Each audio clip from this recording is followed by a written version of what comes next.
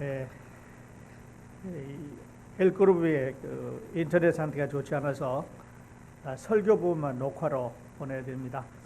우리 예년 같으면 이제 고난 주간이 시작되는 날입니다. 이번 주간에 우리 특별 기도회도 갖고 또 성찬식도 갖고 부활절 새벽 기도도 하게 되는데 1년에 한 번씩 저희가 아침을 함께 먹는데 올해는 모든 것이 불가능하게 되었습니다. 그러나 오래간만에 가족과 함께 또 고난 주간을 보내시면서 서로를 위해서 기도하는 한 주간 되시기를 바랍니다. 코로나 바이러스로 집에 계시면서 우리 모두를 위해서, 우리 크로스포인트 성도들을 위해서 기도해 주시길 바랍니다. 아직까지 우리 성도님들은 안전하게 지켜주시는 하나님께 감사를 드립니다. 오늘 말씀을 함께 보면서 은혜를 받는 시간 갖도록 하겠습니다. 오늘 하나님 말씀의 제목을 담을 허르시는 하나님 이렇게 정했습니다. 담을 허르시는 하나님. 오늘 본문에서 읽었던 대로 그 사도행전 10장 34절로부터 48절까지 말씀인데 오늘 함께 둘러 앉아서 이 말씀을 펴시고 하나님께서 어떤 담을 허셨고 그 담을 허심으로 우리에게 어떤 영향이 있는지를 함께 보시도록 하겠습니다. 자, 우리는 지금 고넬료라고 하는 로마 백부장에 대해서 계속해서 말씀을 드리고 있습니다. 백부장은 의인이고 항상 기도하는 그런 사람이었습니다. 그런데 어느 날 기도하는 중에 하나님의 천사가 나타나서 고넬료의 이름을 부르면서 지금 요바에 사람을 보내서 베드로라고 하는 그 사도를 초청을 하라 이렇게 이제 말씀을 합니다. 그래서 고넬료는 그것이 하나님 말씀인 줄 알고 자기 가족 중에서 2사람 또 군인 1사람 이래서 3사람을 요바로 보내서 베드로를 초청하기 위해서 길을 떠났습니다. 자, 같은 시간 그 사람들이 요바에 도착했을 때 베드로는 지붕 위에 올라가서 하나님께 기도를 하고 있었습니다. 난 12시라고 성경은 말씀하고 있고 하루에 2번 먹는 그런 시대이기 때문에 아침에 브런치를 한 다음 저녁에 일찍 해 지기 전에 한 번 이렇게 먹던 2끼 먹던 그런 시절인데 난 12시니까 아마 그 두 식사의 중간 시간이었던 것 같아요. 배가 고팠던 베드로는 알 수 없는 이유로 골방에 들어가지 않고 아주 더운 날 지붕 꼭대기에 올라갔습니다. 그래서 멀리 바다를 바라보면서 기도를 하고 있는데 비몽사몽간에 환상인지 꿈인지 알 수 없는 시간, 알 수 없는데 천사가 이제 나타납니다. 그리고 하늘에서 각종 4발 가진 짐승이 가득 담겨 있는 보자기가 내려오는데 그 안에는 여러 가지 짐승이 있습니다. 뭐 큰 짐승, 작은 짐승, 사나운 짐승, 들짐승, 날짐승, 새 이런 여러 가지 짐승이 가득 들어 있고 거기에서 소리가 나기를 베드로야 일어나 잡아먹으라 라는 소리가 들립니다. 그때 베드로는 주여 그럴 수 없나이다. 속되고 깨끗하지 아니한 것을 내가 결코 먹지 아니하였나이다 라고 12절과 13절에 말씀하고 있습니다. 자, 여기서 우리가 하나 생각해 볼 것은 베드로는 2가지 어울리지 않는 말을 하고 있습니다. 만일에 베드로가 주여 이렇게 말했다고 하면 주인에게는 절대 복종해서 주여 네 그렇게 하겠습니다 이게 답인데 주여라고 불러놓고 그럴 수 없나이다 라고 부정을 하고 있습니다. 그러니까 마스터라고 말하면서 로드라고 말하면서 그렇게 할 수 없었다고 하는 부정적인 말을 하고 있습니다. 뿐만 아니라 그 이유를 설명합니다.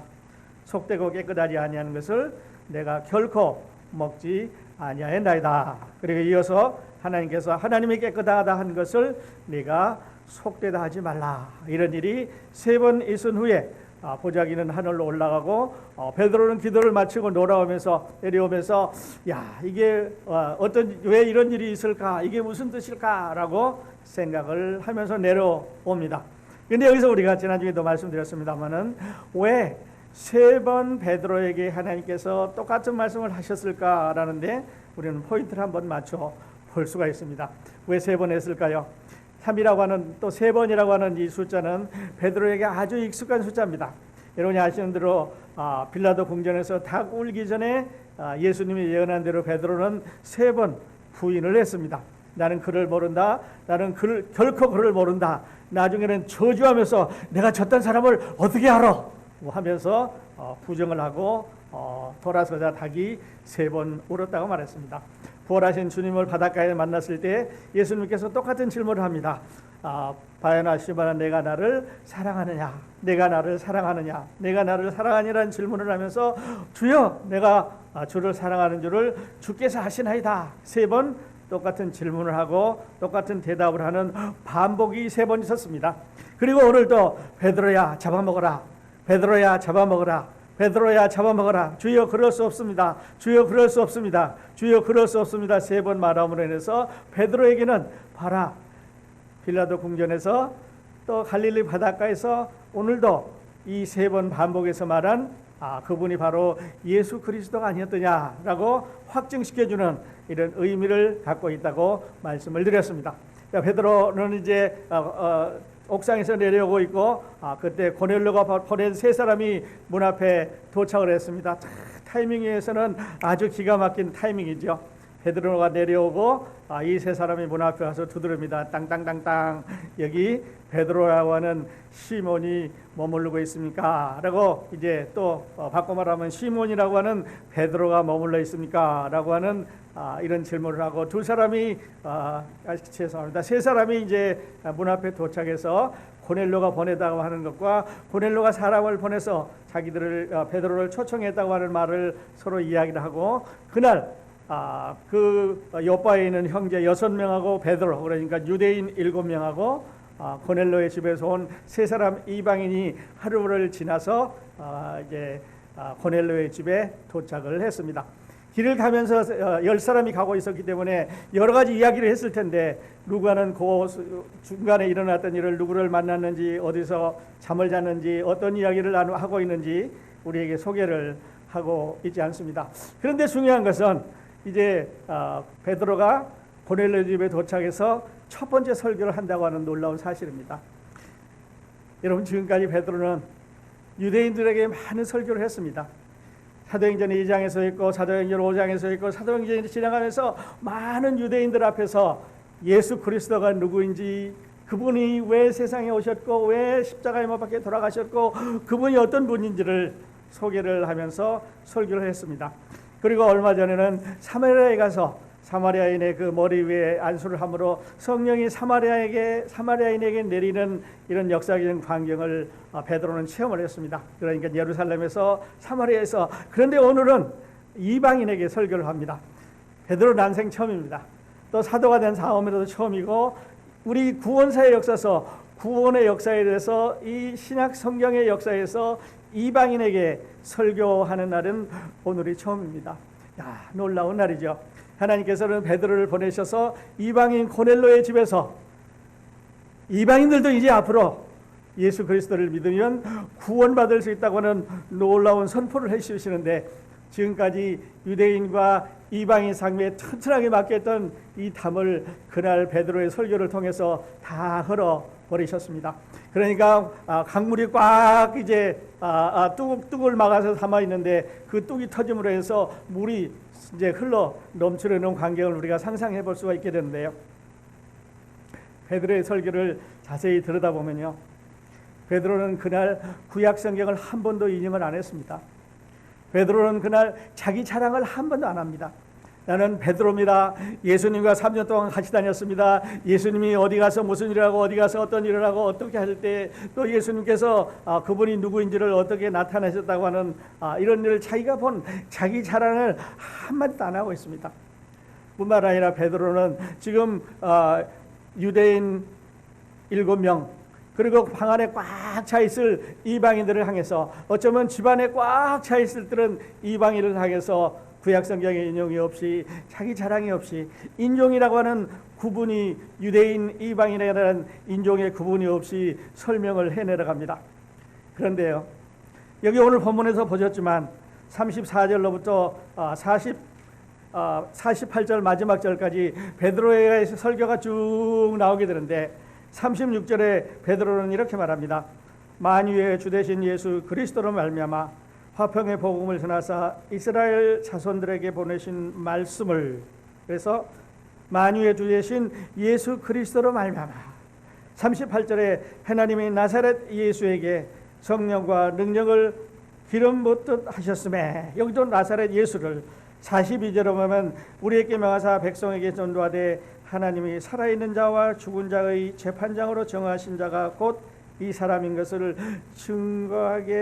증언하게 하셨고, 43절에도 그에 대하여 모든 선지자들 증언하되 그를 믿는 사람들이 다 그 이름을 힘입어 죄사함을 받는다 하였도다. 그래서 베드로의 첫 설교는 온전히 예수 그리스도에 관한 설교인 것을 우리가 보게 됩니다. 자, 예수 그리스도가 누구냐? 어떤 분이냐? 어떤 일을 하셨느냐? 그리고 앞으로 어떤 일을 하실 건데 그분을 믿으면 어떤 일이 일어나는 것에 대해서 설교를 하고 있습니다. 오늘날 우리가 듣는 설교하고는 많이 다르죠. 오늘날 우리가 듣는 설교는 참으로 논리적입니다. 또 철학적이고 조직적이고 성경적이고 학문적입니다.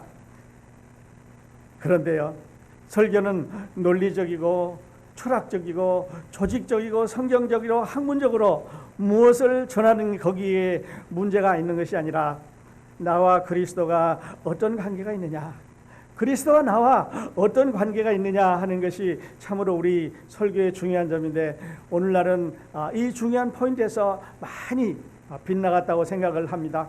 우리는 논리적으로 예수 그리스도를 증거합니다. 철학적으로 합니다. 조직적으로 합니다. 성경적으로 합니다. 학문적으로 합니다. 그러나 가장 중요한 것은 나와 그리스도와 어떤 관계가 있느냐 하는 것에 대해서 우리는 포인트를 놓치고 있다고 저는 그렇게 생각을 합니다.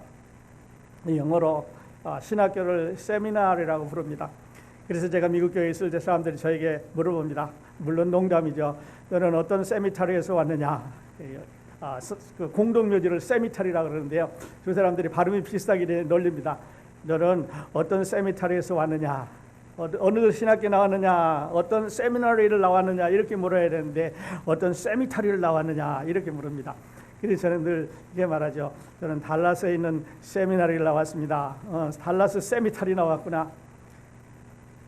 신학교에서 사람들을 살려서 구원받게 하고 하는 이런 훈련을 시키는 게 아니라 사람들에게 그 예수 그리스도에 관한 지식과 지혜와 어떤 학문적인 논리적인 것은 줄 수 있지만, 그러나 그들에게 생명을 주지 못하고 있다고 하는 것을 그 비양해서 또 빗대 사는 그런 말이라고 생각을 합니다. 그런데 베드로는 오늘 여기서 예수 그리스도의 지상 사역에 대해서, 그 예수 그리스도의 경력에 대해서 설명을 합니다. 자, 경력이라고 하는 것은 내가 어떤 사람이냐, 내가 어떤 일을 했느냐, 내가 그 일을 함으로 인해서 회사가, 학교가, 직장이 또는 그 단체가 얼마만큼 좋아졌느냐, 내가 거기에서 이런 일을 했다고 하는 것을 이제 소개하는 것을 경력이라고 말하죠. 제가 처음에 이제 학교를 졸업하고 회사에 들어가는데요, 저에게 주어진 일이 기술을 개발하라는 거였어요.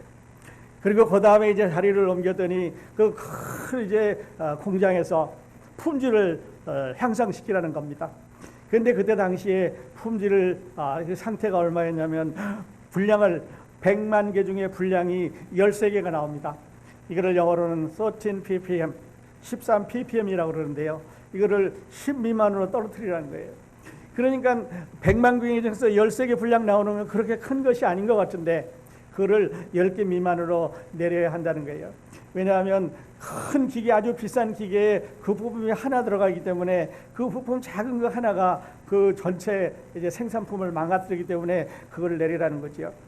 그래서 열심히 데이터를 내고 열심히 원인 분석을 하고 열심히 대책을 세우고 열심히 일을 했더니 나중에 얼마가 됐냐면 4 ppm이 됐습니다.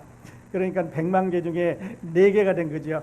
그래서 그 후로 이 회사는 아주 놀라운 품질이 향상이 돼서 이제 세계적인 회사가 되는데요. 이런 걸 우리 경력이라고 하죠.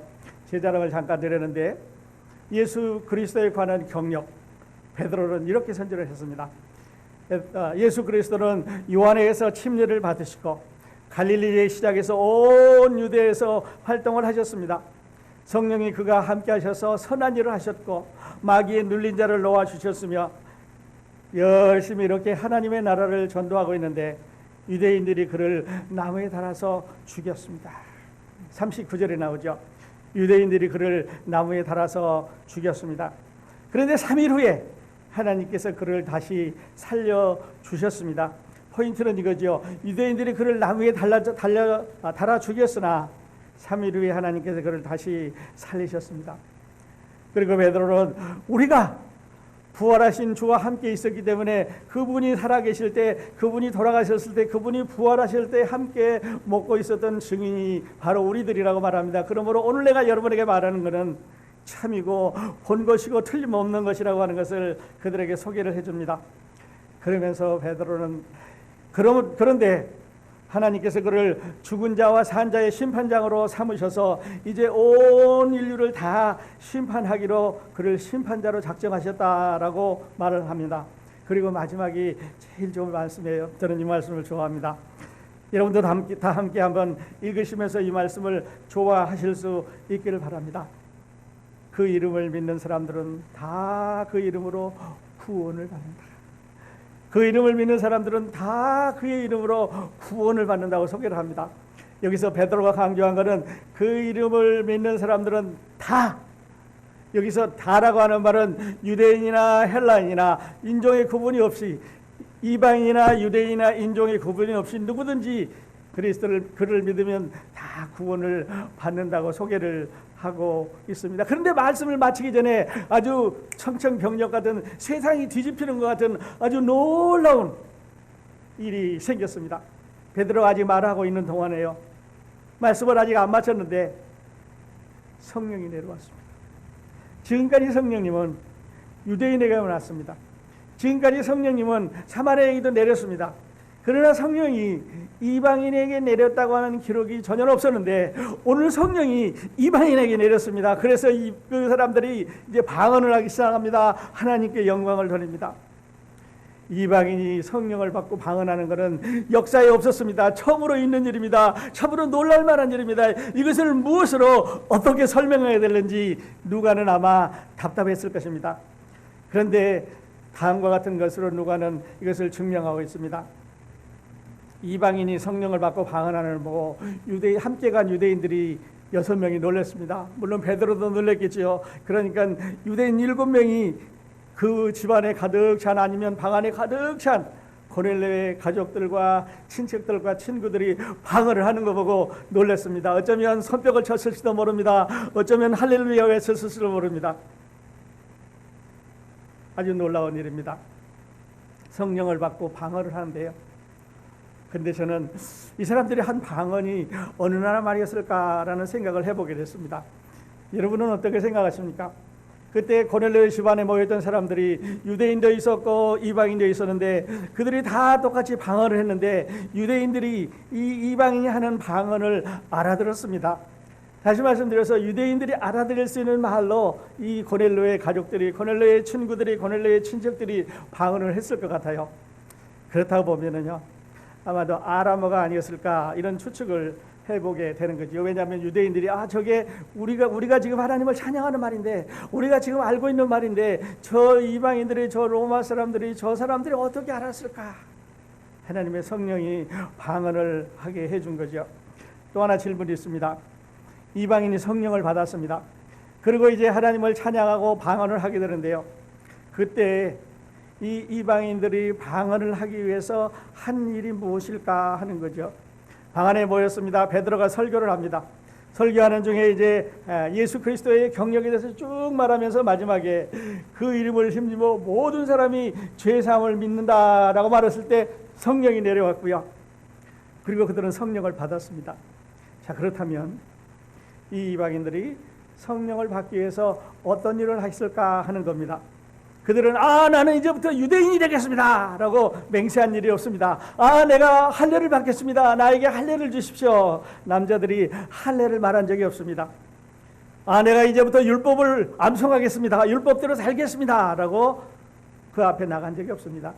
침례를 먼저 받은 적도 없고 죄를 고백한 적도 없는데 그 그룹이 다 성령을 받았습니다. 성령세를 받은 거죠. 그리고 그날 그 이후에 그들이 그 그룹이 그 집안에 있던 그룹들이 다 침례를 받았다고 누가는 기록을 하고 있습니다. 성령이 이방인들에게 내려왔습니다. 이방인들의 성령 받기 위해서 무슨 일을 했는가? 안수도 안 했습니다.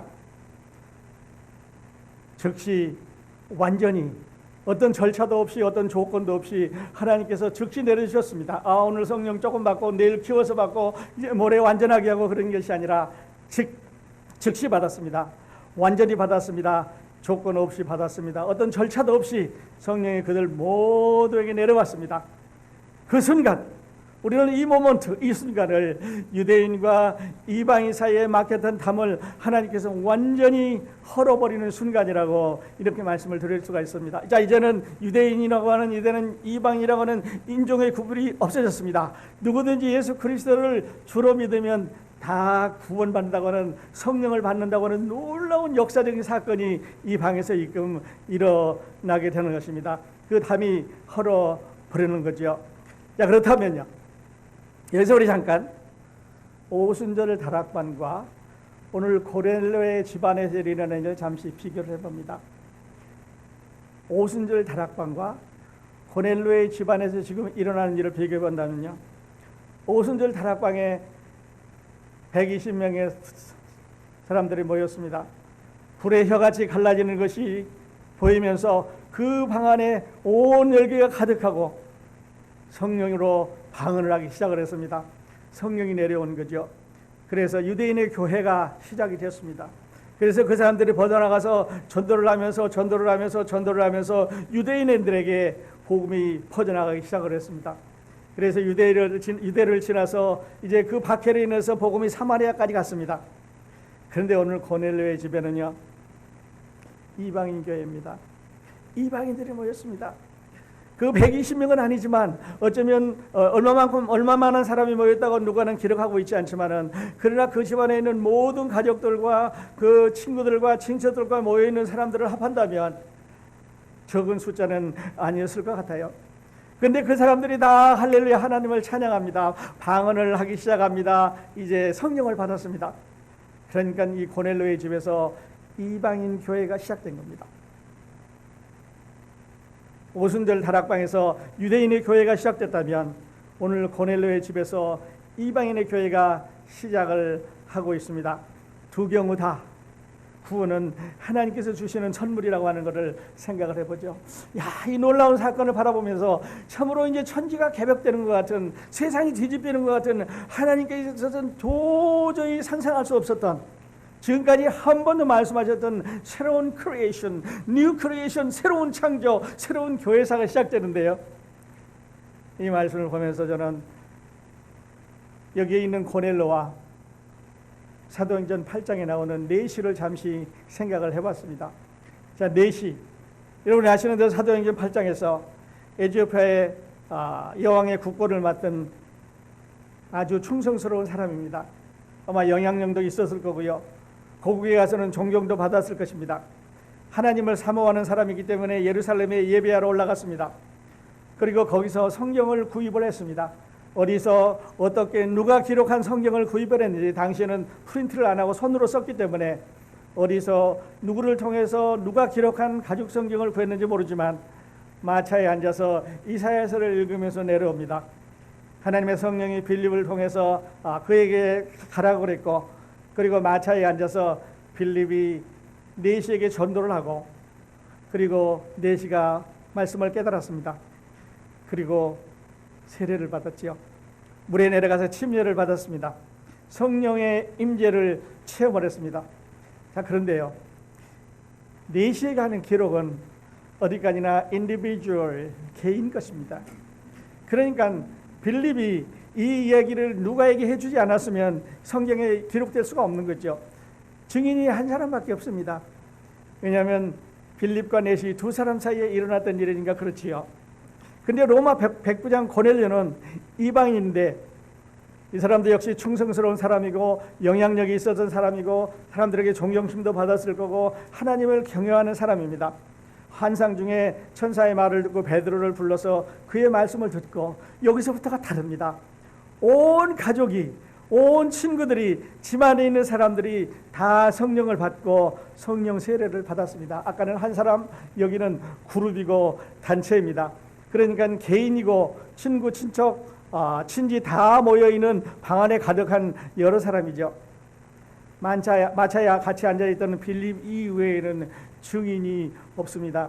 빌립이 얘기한 말을 누가가 받아 적었을 거고 우리는 그 기사를 통해서 하나님께서 하신 역사인 것을 믿는데요.